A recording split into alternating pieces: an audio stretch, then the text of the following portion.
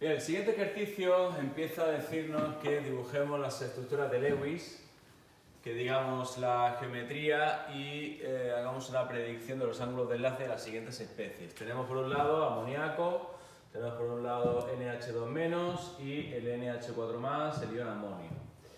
Bueno, primero la estructura de Lewis es bastante sencillita, hay que tener en cuenta que el nitrógeno tiene 5 electrones de valencia, para el amoníaco compartirá 3 electrones con 3 átomos de hidrógeno y tendrá un par electrónico sin compartir. Eso le va a hacer que tenga una estructura piramidal trigonal y además tenga un ángulo de enlace comprendido entre 100 y 108 grados, menos de 109, ¿vale? Unos 107,3 grados. En la siguiente especie química, en el NO2- hay que tener en cuenta que tenemos un electrón de más. Aquí el nitrógeno en vez de tener 5 va a tener 6 electrones, ¿de acuerdo? Así que compartirá 2 electrones con 2 átomos de hidrógeno y luego tendrá 2 pares de electrones sin compartir. Eso le va a hacer que tenga una estructura AB2P2, una estructura angular, ¿vale? Y consecuentemente el ángulo también sea menor a 109, pero un poquito menor, entre 100 y 106 grados. Y por último tenemos el NH4+, el amonio. Aquí tenemos un enlace covalente coordinado dativo, ya que el nitrógeno utiliza 3 de sus electrones para formar 3 enlaces con el hidrógeno y ese par electrónico que por ejemplo en el amoníaco lo tiene suelto, lo tiene libre, pues es aprovechado por el protón que viene sin electrones, por este hidrógeno que viene sin electrones y tiene una estructura AB4, con lo cual sería una estructura tetraédrica, ¿de acuerdo? Con ángulos de enlace de 109,5 grados. A continuación nos dice que comparemos la formación de los enlaces sigma y pi entre los átomos de carbono en una molécula. Bueno, hay que recordar que los enlaces sigma se producen por solapamiento frontal entre orbitales, ¿de acuerdo? Así que en el caso del átomo de carbono, que los electrones de valencia están en los orbitales p, ¿de acuerdo? Será entre dos orbitales p y vendrá dado por el enlace simple. Así que siempre que tengamos un enlace carbono-carbono simple, ese enlace será sigma. El pi, en cambio, es por solapamiento lateral de esos orbitales pi, pero claro, para que se produzca el pi o ese solapamiento lateral, tiene que previamente producirse un solapamiento frontal, con lo cual, para que exista un solapamiento o un orbital de tipo pi, solamente aparecerá en los dobles y triples enlaces, teniendo en cuenta que en el doble existirá un sigma y un pi, y en el triple un sigma y 2pi. Después nos dice que identifiquemos cuántos enlaces sigma y pi están presentes en el propeno. Vale, pues entonces primero nos formularíamos el propeno. Vale, el propeno tiene un doble enlace. Bueno, vamos a hacerlo de una manera más desarrollada. Aquí tendríamos el propeno, ¿vale? C3H6 y vamos a ir contando. Todos los enlaces sencillos tienen un enlace sigma y el doble también tendrá uno. Aquí tenemos 1, 2, 3, 4, 5, 6, 7 y 8. Y los pi solamente aparecen en las saturaciones, pues aquí un pi. Con lo cual tendrá 8 sigmas y un pi. Dice que deduzcamos todos los ángulos de enlace presentes en el propeno. Bueno, pues aquí tenemos un carbono con 4 dominios, así que aquí con hibridación sp3, este presentará ángulos de enlace de 109,5 grados. Sin embargo, estos dos carbonos con 3 dominios electrónicos tendrán un ángulo de enlace de 120 grados. Y por último dice que expliquemos el concepto de hibridación, cómo el concepto de hibridación, puede usarse para explicar la formación del triple enlace en el propino. El tema de la hibridación básicamente viene dada por el tema de los enlaces sigma y pi. En el propino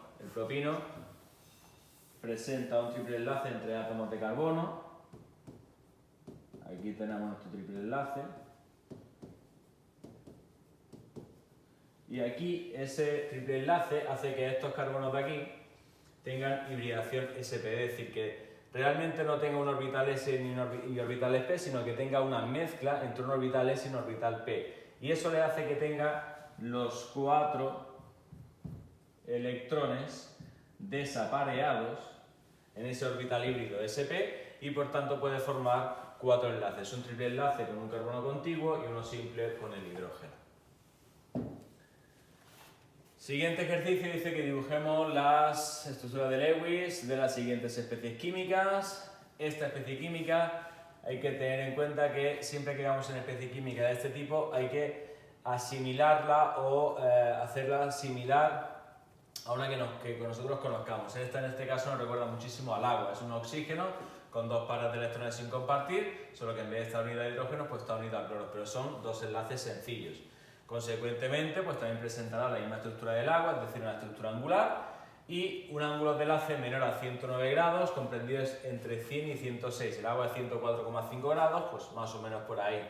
No es igual porque el átomo de cloro es más grande, pero bueno, entre 100 y 106. Y por último, del NO2+, aquí vamos a tener diferentes posibilidades. Aquí hay un electrón que se pierde, ¿de acuerdo? Entonces ese electrón se lo podemos quitar, en este caso, al uno de los oxígenos que se quede con 5 o incluso también al nitrógeno que tiene 5 electrones de valencia, pues le quitamos 1. Al quitarle 1 pues tendríamos 2 y 2, formaría dos dobles enlaces con los oxígenos, sería muy parecido al CO2, solo que con carga positiva. Lineal, consecuentemente presentaría una estructura lineal y ángulo de enlace de 180 grados. Después dice que expliquemos, usando diagramas, por qué la molécula de NO2 es polar, mientras que la de CO2 es una molécula no polar. Bueno, la diferencia está en la estructura de Lewis. En la molécula del NO2, ¿vale? Este nitrógeno está formando enlaces, uno doble con un oxígeno, uno simple, e incluso puede ser a lo mejor una... Claro, aquí lo que tenemos... ¿De acuerdo? Tiene un par electrónico aquí sin compartir y va a formar un dativo. A ver si puedo borrar aquí. Ese par electrónico sin compartir del NO2 va a provocar que el momento dipolar resultante vaya hacia un sentido. En cambio, en el CO2, como no tiene pares de electrones sin compartir el átomo de carbono, los dos momentos dipolares que se forman se anulan. Consecuentemente, la sumatoria sería cero y la molécula sería no polar, mientras que en esta sí sería polar. Después dice que describamos la estructura y el enlace en el dióxido de silicio, el SiO2, esa es la sílice, ¿de acuerdo? Aquí, bueno, hay que recordar que es una estructura gigante, macromolecular, ¿vale? En la cual se repiten tetraedros, donde cada silicio está unido a 4 oxígenos y cada oxígeno está unido a 2 silicios, ¿de acuerdo? Son enlaces simples covalentes, ¿ok? Y forman pues unas estructuras tetraédricas. Con eso sería más que suficiente. Después dice que consideremos la siguiente molécula, esa es la metanamida, y dice que dibujemos su estructura de Lewis. Bueno, aquí lo que vamos a hacer es un átomo de carbono, ¿de acuerdo? Está unido a un enlace simple a un oxígeno. Aquí tenemos un doble enlace, ¿vale? Esto está de una red del libro, ¿de acuerdo? Esto es un doble enlace del átomo de carbono, es un grupo carbonilo, ¿de acuerdo? Y este nitrógeno tendrá un par de electrónicos sin compartir, ¿de acuerdo? Lo pongo algo por aquí, este es un carbono, otro y otro. Estos son los 4 electrones del carbono. Aquí dibujo un hidrógeno, aquí el doble enlace a un oxígeno y aquí un enlace sencillo a un nitrógeno. Ese nitrógeno, que tiene 5, está gastando 1 con este carbono, va a gastar 1 con este hidrógeno, va a gastar otro con este hidrógeno y le queda un par de electrónicos sin compartir. Esa sería la metanamida. Después dice que describamos cómo se forman los enlaces sigma y pi, ya lo hemos comentado anteriormente. Los sigma son solapamientos frontales, entiorbitales, puede ser SS, SP o PIP, mientras que los enlaces pi son solapamientos laterales, en los cuales previamente debe aparecer un sigma.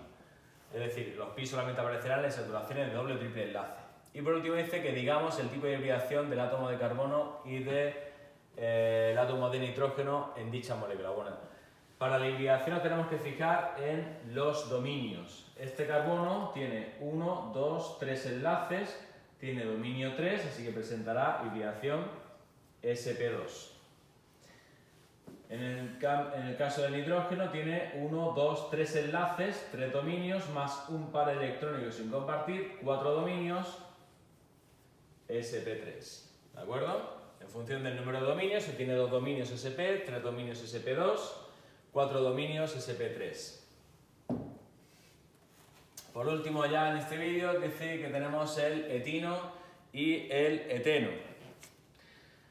Son moléculas, ejemplos de hidrocarburos. Dice, dibuja según la estructura de Lewis. Bueno, en el etino es un triple enlace entre átomos de carbono, en el eteno un doble enlace entre átomos de carbono, ¿de acuerdo? Os recuerdo que cada uno de estas líneas consideran un par electrónico, esto es fácil. Dice que comparemos, dando una razón, la longitud del enlace entre el átomo de carbono, entre el etino y el eteno.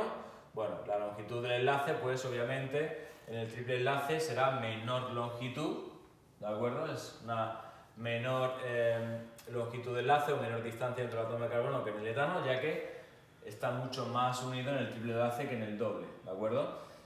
No nos dice nada de la fuerza, pero obviamente cuanto menor sea la longitud del enlace, pues más fuerte será. Y por último nos dice que identifiquemos el tipo de interacción que debemos de superar cuando vaporizamos el etino. Bueno, el etino, el eteno, cualquier molécula covalente, para cambiar de estado hay que romper las fuerzas intermoleculares. En este caso, en el etino, ya que la diferencia de electronegatividad entre el carbono y el hidrógeno está entre 0 y 0,4, es muy poca, ¿de acuerdo? Pues entonces son fuerzas de dispersión de London. Terminamos ya con un ejercicio de cromatografía. Dice que la cromatografía de papel es un método simple que se usa para identificar los distintos componentes de una mezcla. Diga el significado del término de factor de RF para cualquier componente de un cromatógrafo. Bueno, es una medida, básicamente, el factor de retardo es una medida que lo que mide es cuánto de rápido un componente puede separarse, viajar a través de un determinado disolvente a una fase móvil, ¿de acuerdo? También, como poniendo la fórmula, será suficiente, que es distancia por parte del componente entre la distancia total que recorra el disolvente. En este caso, ya un apartado B nos dice que la cromatografía en papel se usó para analizar una muestra de 2 sustancias y nos da una serie de datos, ¿de acuerdo?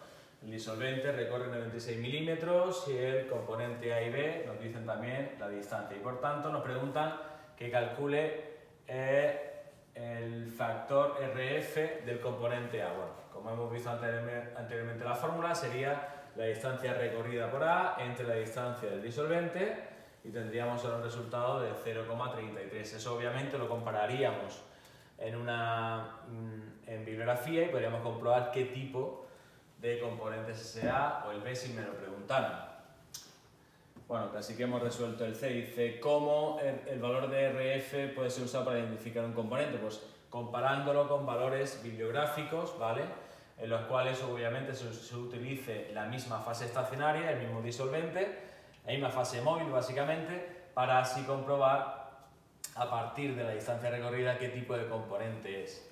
Dice que también expliquemos por qué el valor de RF para un mismo componente puede ser muy diferente si los disolventes son distintos, los que se usan como fase móvil. Bueno, esto va a depender fundamentalmente de la solubilidad que tenga el componente dentro del disolvente. Un componente determinado no tiene por qué tener la misma solubilidad, con lo cual, al tener distinta solubilidad, diferentes disolventes, pues va a cambiar su valor de RF, ya que RF depende de la solubilidad del componente en la fase móvil y en la fase estacionaria. Y por último, que digamos un tipo de cromatografía que puede usarse para separar componentes de una mezcla, pues la cromatografía de capa fina o TLC, por ejemplo, sería útil.